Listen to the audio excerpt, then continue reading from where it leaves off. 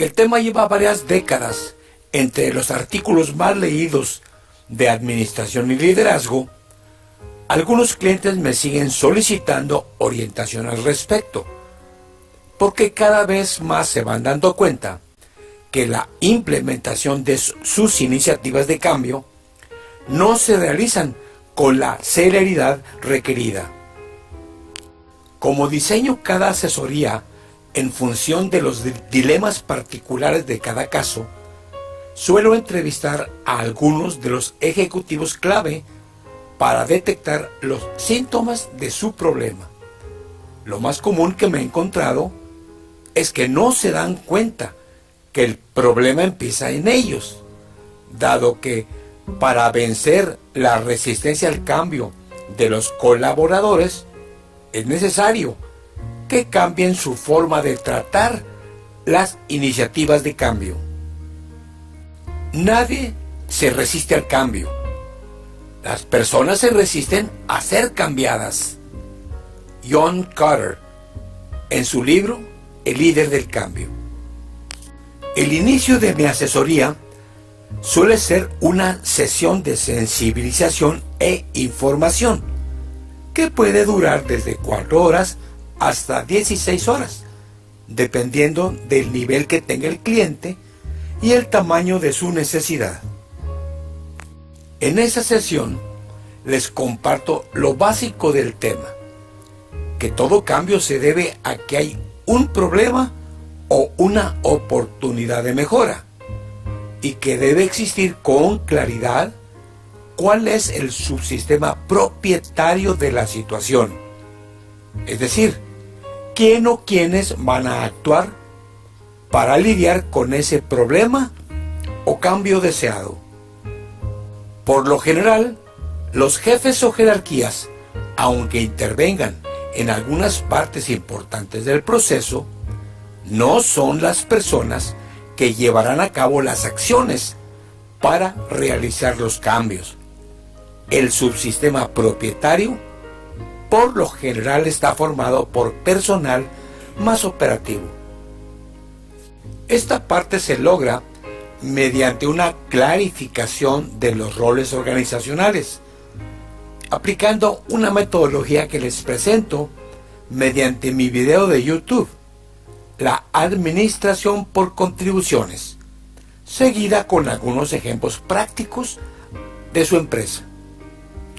A continuación les comparto que ese subsistema propietario debe tener 3 elementos para asumir la responsabilidad: insatisfacción con el estado actual, aceptar el camino a seguir y tener el poder para actuar, procediendo a tratar cada uno de ellos. Insatisfacción con el estado actual. Esta etapa depende del aislamiento que los propietarios legítimos tengan acerca de la magnitud del problema. En la mayoría de las veces no suele ser complicado, ya que todo depende de la forma en que se les comparta. En la sesión les sugiero trabajar en grupo y que propongan alternativas creativas para hacer esta tarea. Aceptación del camino o plan. Toda iniciativa de cambio debe tener un plan, ya sea de corto o de largo plazo. Y en ese tema, los líderes o jefes del mundo occidental, por varias razones, suelen buscar decisiones rápidas sin percibir que ese estilo les resulta en aplicaciones lentas y comúnmente deficientes, como los sistemas mexicanos Ingesu y el Me Canso Ganso. En contraste, los ejecutivos orientales, quienes han demostrado que lidian mejor que sus contrapartes occidentales en ese tema, invierten más tiempo para decidir, usando amplios periodos de diálogo y logrando aplicaciones más rápidas y eficientes. Ellos han entendido una simple razón: el cambio del cambio.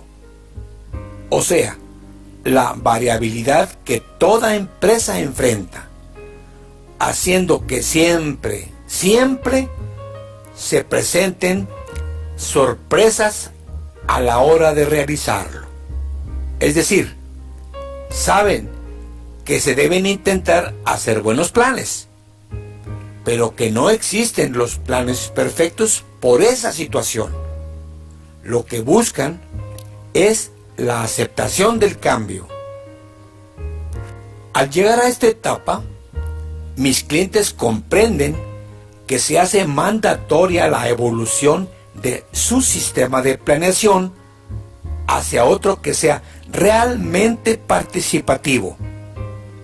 Este sistema tiene mucho tiempo de existir, pero los ejecutivos lo han ignorado por su paradigma de decisiones rápidas, que les funcionó en el pasado, hasta que sus competidores orientales le demostraron la obsolescencia de sus procedimientos.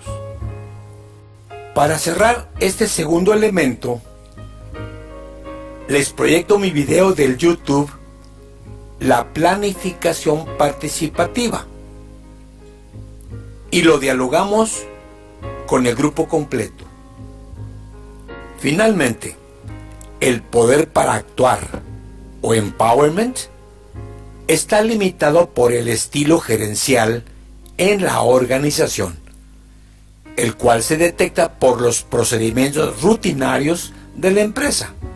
Por ejemplo, su sistema de planeación, el control presupuestal, las decisiones de calidad, el proceso de las compras, la cantidad de juntas ejecutivas, las contrataciones de nuevo personal, etc. En esta parte de mi intervención, les muestro los hallazgos que detecté en sus procesos rutinarios, indicándoles que la mayoría reportan un pobre apoderamiento en la empresa, factor que está dificultando también la resistencia al cambio que les preocupa. Apoyándome en esa información, suelo mostrarles mi otro video de YouTube, Empowerment, el camino ineludible, compartiéndoles mi sugerencia del proceso que les puede ayudar si desearan trabajar en el asunto. La sesión termina como todas, con un espacio para algunas preguntas, agradeciendo su participación, y les insisto, nadie se resiste al cambio, se resisten a ser cambiados.